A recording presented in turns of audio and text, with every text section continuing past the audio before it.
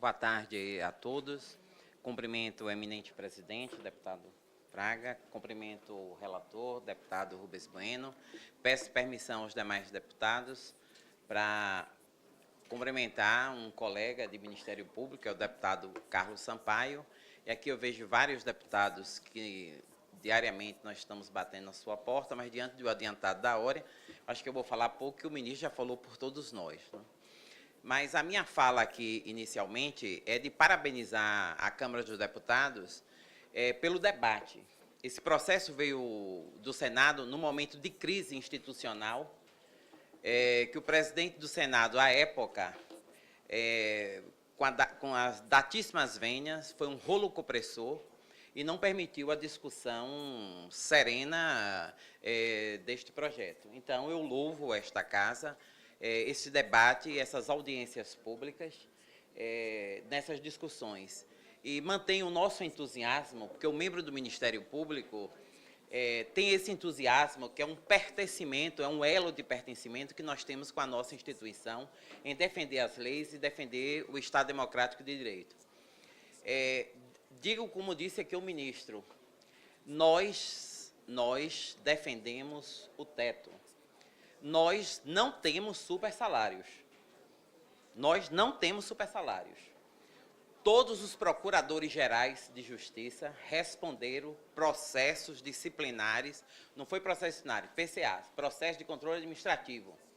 Então, esses dados dos procuradores gerais estão no CNMP, no Conselho Nacional do Ministério Público, que eu acho que, pelo que eu ouvi na outra audiência, o deputado, a comissão e o presidente, já foi solicitado do Conselho Nacional do Ministério Público. Então, nós, do Ministério Público, fizemos o dever de casa, logo quando surgiu essas discussões no Senado, e quando houve alguma denúncia, aquele procurador-geral ou aquele Ministério Público foi lá responder. Havendo divergência, levou-se o caso ao Supremo, quem discute, quem não quer cumprir as decisões do CNMP, recorre-se e vai ao Supremo.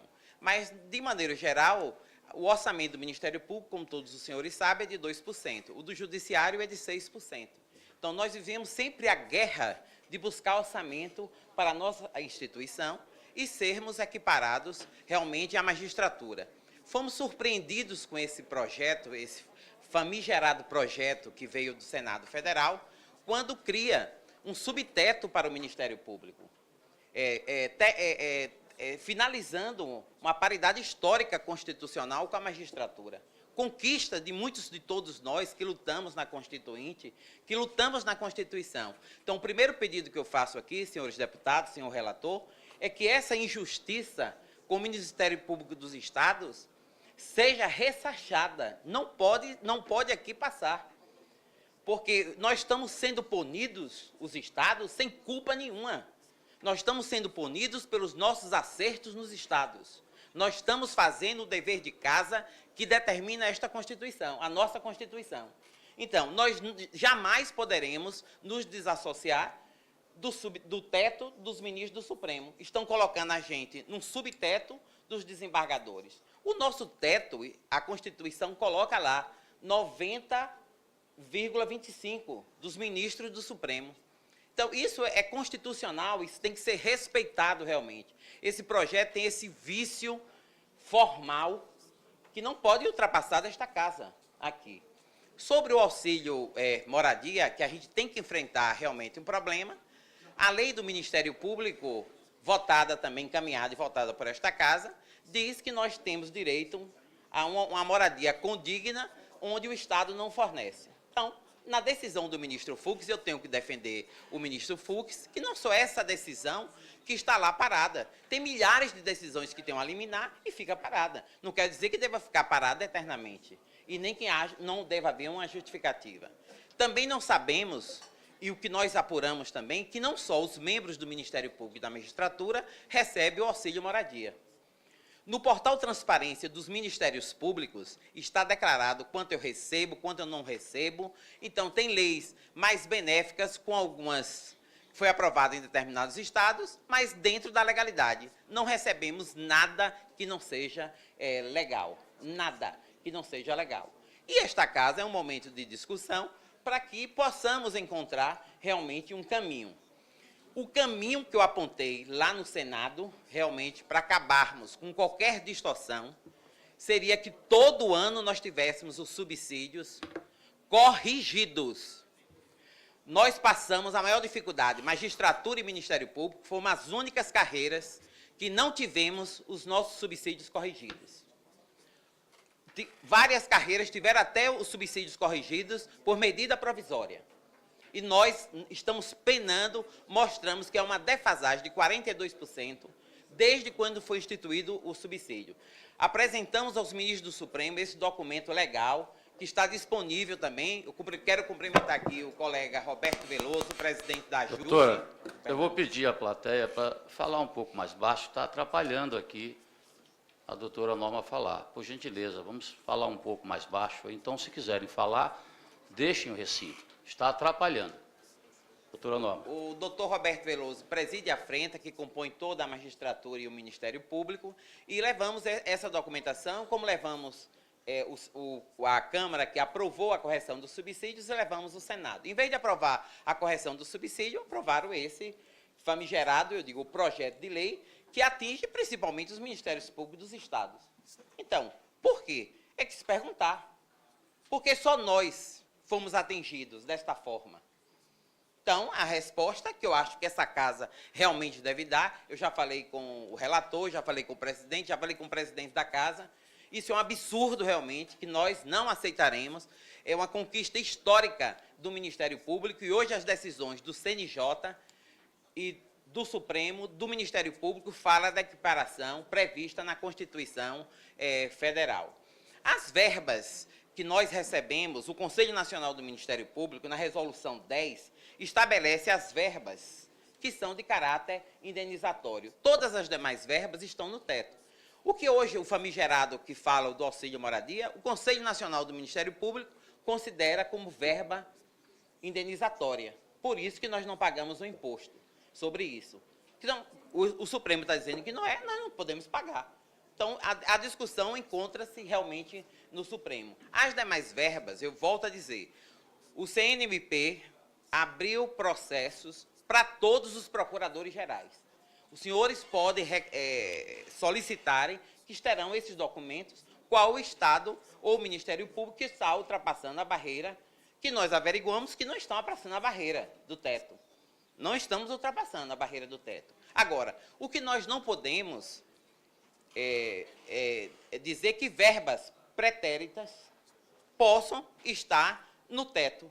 Eu fui demitida num governo passado, passei no concurso, agora estão dizendo que eu sou advogado da União, não quero, já tenho 26 anos de Ministério Público, então estou requerendo a minha parte que é devida ao Estado. Então, esse dinheiro não pode estar no teto. Outras verbas que nós entramos na Justiça, como é o caso do PAI, não pode estar no teto. Tem estados que já pagaram a PAI, mas um estado pobre como é a Bahia, um estado grande. Alagoas, 19 anos sem fazer um concurso. Como é que uma substituição, como é que umas férias de um promotor de Alagoas, 19 anos sem concurso, não pode ser vendida? Como é que pode se estabelecer que o teto de licença-prêmio e férias no ato da aposentadoria?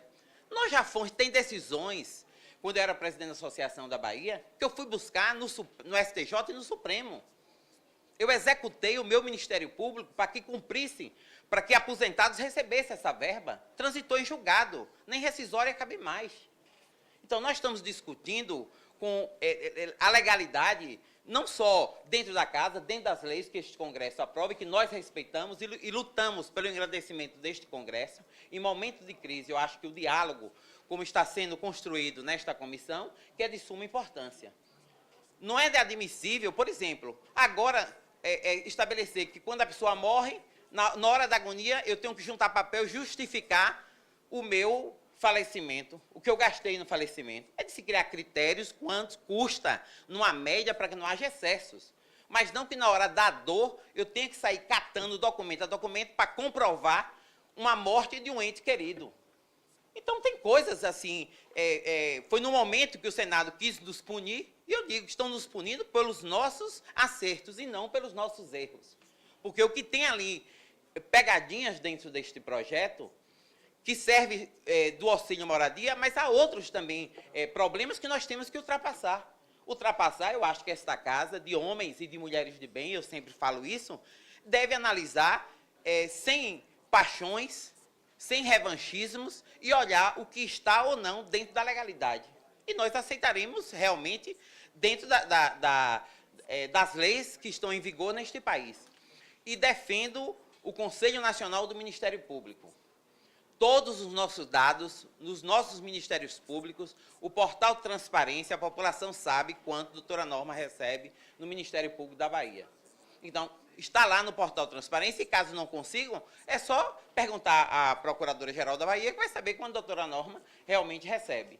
Então, é legal, defendo a venda de 1/3 das férias. É legal.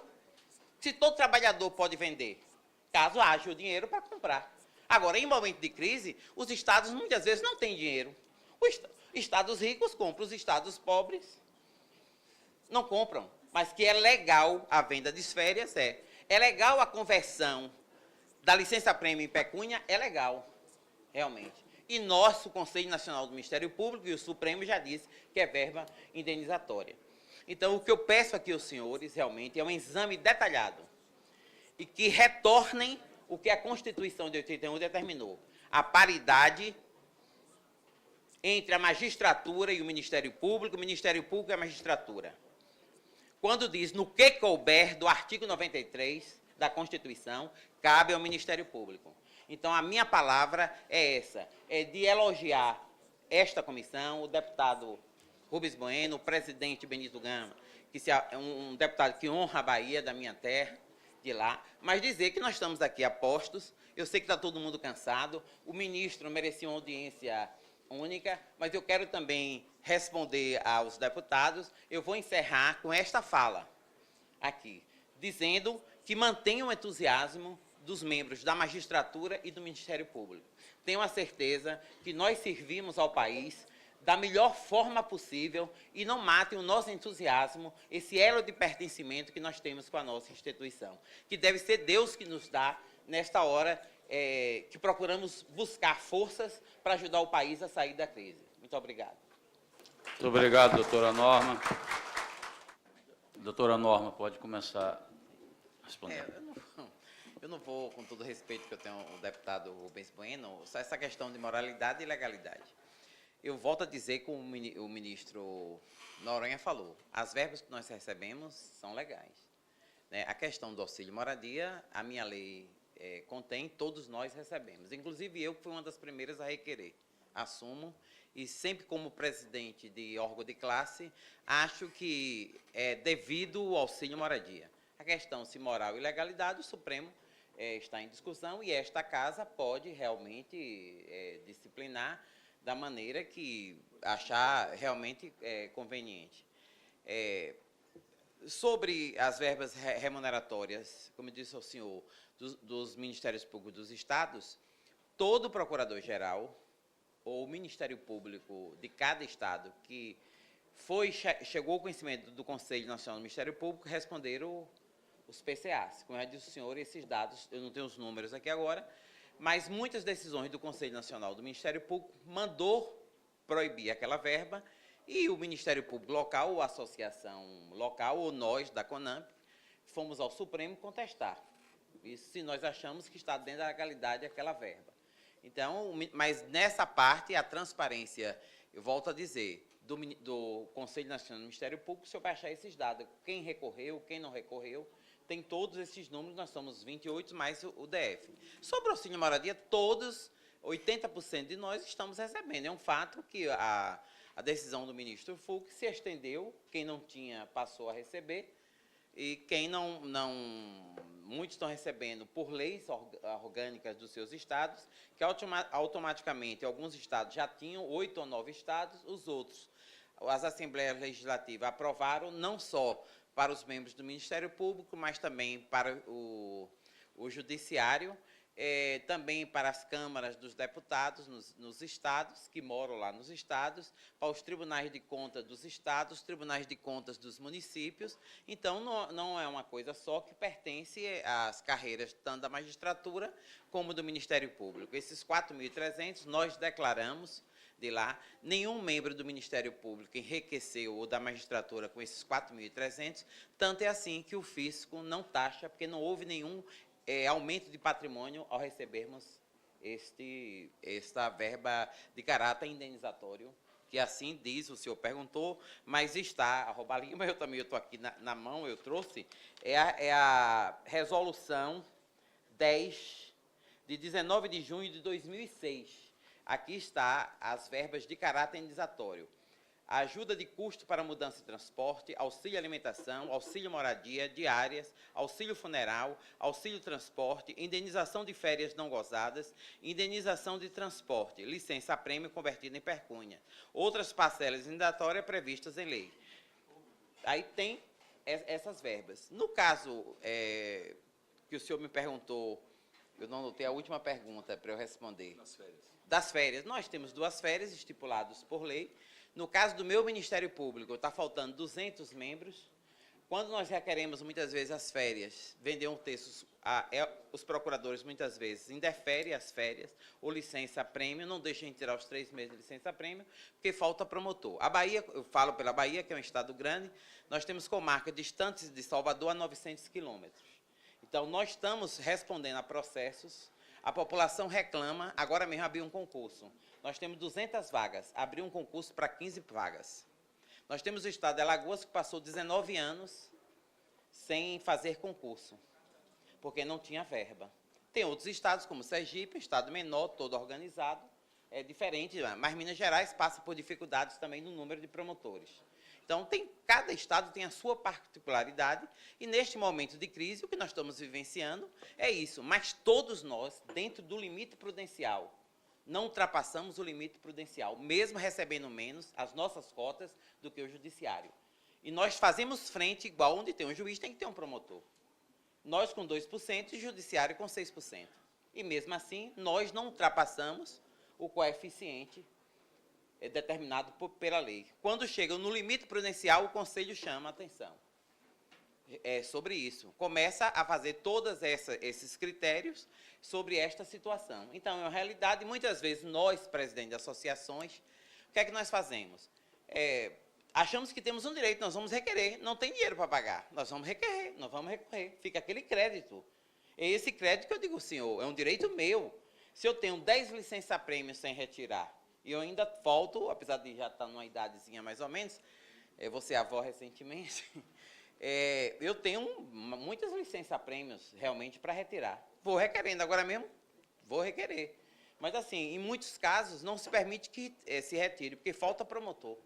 Você não pode tirar os 3 meses seguidos. Na hora que você nega, cria-se a obrigação de transformar em pecúnia aquela situação. Outros têm a disponibilidade de não tirar as férias. Agora, as férias, é que eu digo ao senhor, de legalidade e moralidade, que o senhor está perguntando.